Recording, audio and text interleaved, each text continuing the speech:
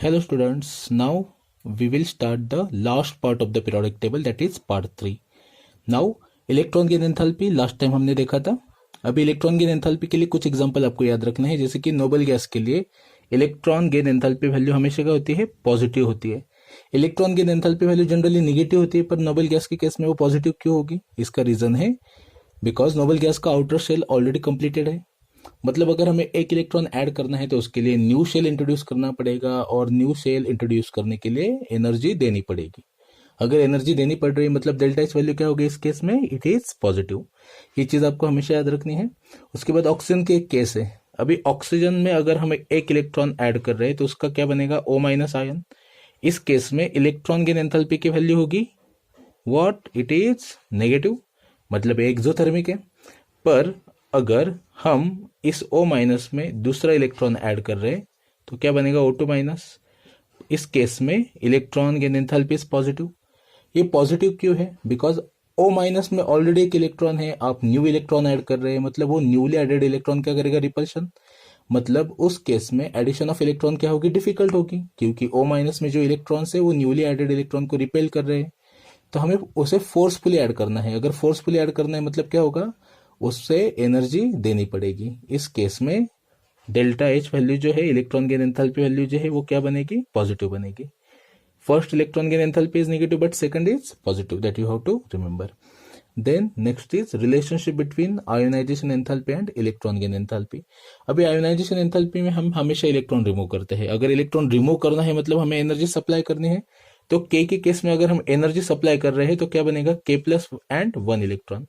Energy supply कर रहे हैं मतलब डेल्टा एच उस केस में क्या होगा, positive, that is it is always an endothermic reaction.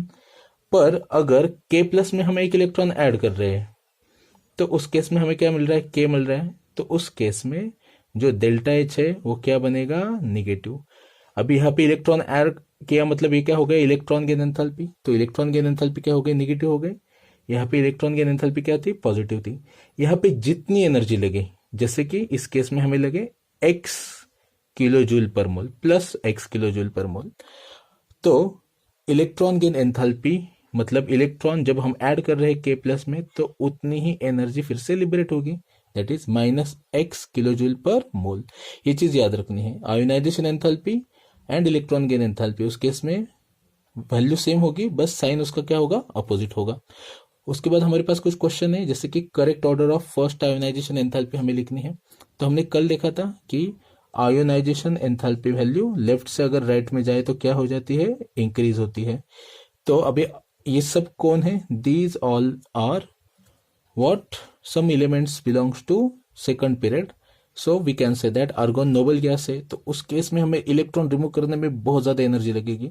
इसका मतलब आयोनाइजेशन एंथैल्पी उसकी बहुत ज्यादा है. उसके बाद सल्फर क्या आएगी, सल्फर सेलेनियम. अभी ये क्या है, they belongs to same group not period. तो सल्फर अपर एलिमेंट है, अपर एलिमेंट की इलेक्ट्रॉन आयोनाइजेशन एंथैल्पी हमेशा क्या होती है, ज्यादा होती है as compare to lower element. उसके बाद हमारे पास है मैग्नीशियम एंड स्ट्रोंसियम.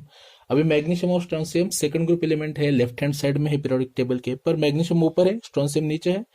तो मैंने बोला है कि टॉप टू बॉटम हमेशा आयोनाइजेशन एंथैल्पी वैल्यू क्या बन जाती है, लेस बन जाती, मतलब वो डिक्रीज हो जाती है आयोनाइजेशन एंथैल्पी. तो हम बोल सकते हैं कि मैग्नीशियम की आयोनाइजेशन एंथैल्पी स्ट्रोंसियम से ज्यादा है. तो इसकी करेक्ट ऑर्डर हो गई. ये हिंट आपको याद रखने उसके लिए. उसके बाद है increasing order of ionic radii. Last time हमने देखा था अगर निगेटिव चार्ज जितना ज्यादा है आइसो इलेक्ट्रॉनिक स्पीसीज में तो उसकी आयनिक रेडियस उतनी ज्यादा होगी, और कटायन के केस में जितना पॉजिटिव चार्ज ज्यादा है उतनी उसकी आयनिक रेडियस स्मॉल होगी. तो अभी इसमें सल्फर के केस में 2 माइनस मतलब निगेटिव चार्ज बहुत ज्यादा है, मतलब उसकी साइज बहुत ज्यादा है as compare to Cl minus. Sodium के केस में एक ही पॉजिटिव है, मतलब उसकी साइज Mg2+ से क्या होगी, थोड़ी ज्यादा होगी. और Al3+ में एल्यूमिनियम पे 3+ है, मतलब वो बहुत ज्यादा पॉजिटिव चार्ज है, इसकी वजह से उसकी साइज बहुत कम होगी. ये सेम पीरियड एलिमेंट है. सेम पीरियड एलिमेंट में हमेशा क्या याद रखना है हमें, आइसो इलेक्ट्रॉनिक स्पीसीज है, तो फिर जितना नेगेटिव चार्ज ज्यादा, ग्रेटर द नेगेटिव चार्ज, तो क्या होता है, साइज उतनी बढ़ती है. ग्रेटर द पॉजिटिव चार्ज, अगर पॉजिटिव चार्ज ज्यादा है तो साइज क्या होगी, हमेशा लेस होगी, ये चीज याद रखनी है। उसके बाद हमारे पास क्वेश्चन है correct order of electron gain enthalpy of halogen.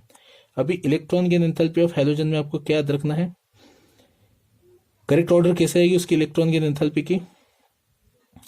तो जनरल ऑर्डर क्या है हमारे पास, फ्लोरीन, क्लोरीन, ब्रोमीन, आयोडीन, पर मैंने बताया कि यहाँ पे एक एक्सेप्शन है, फ्लोरीन की इलेक्ट्रॉन गेन एंथैल्पी क्लोरीन से कम है, मतलब क्लोरीन फ्लोरीन को रिप्लेस करेगा अभी। तो यहाँ पे क्या आएगा, सबसे पहले आएगा क्लोरीन, उसके बाद फ्लोरीन। तो electron gain enthalpy value of chlorine is more electronegative as compare to fluorine, as compare to bromine, as compare to iodine. उसके बाद है हमारे पास the second ionisation enthalpy is maximum for. अभी इसके लिए सेकंड आयोनाइजेशन एंथैल्पी ज्यादा किसके किसकी होगी, इस केस में उसका आंसर है बोरॉन। इसका रीजन, बोरॉन का एटॉमिक नंबर कितना है 5, इलेक्ट्रॉनिक कॉन्फ़िगरेशन का आएगा इसका 1s2 2s2 2p1। अभी फर्स्ट आयोनाइजेशन एंथैल्पी मतलब इस इलेक्ट्रॉन को हम पहले ही रिमूव कर चुके हैं, तो अभी हमें जो सेकंड इलेक्ट्रॉन रिमूव करना है सेकंड आयोनाइजेशन एंथैल्पी के लिए, तो वो किस केस में प्रेजेंट है हमारे पास 2s2 में। ये कंप्लीटली फिल्ड ऑर्बिटल है, मतलब ये स्टेबल है, मतलब यहाँ से इलेक्ट्रॉन रिमूव करना डिफिकल्ट है। अगर डिफिकल्ट है मतलब इस केस में सेकंड आयोनाइजेशन एंथैल्पी बहुत ज्यादा होगी। So that's all about ionization enthalpy. Last question, delta E1 is maximum for which of the following? तो यहाँ पे दिया है boron, beryllium, sodium and potassium. इसका आंसर आपको कमेंट बॉक्स में लिखना है। अभी पीरियोडिक चैप्टर खत्म हो गया है, इससे रिलेटेड कोई डाउट होंगे तो आप कमेंट बॉक्स में वो डालेंगे। Thank you so much guys, have a nice time, take care.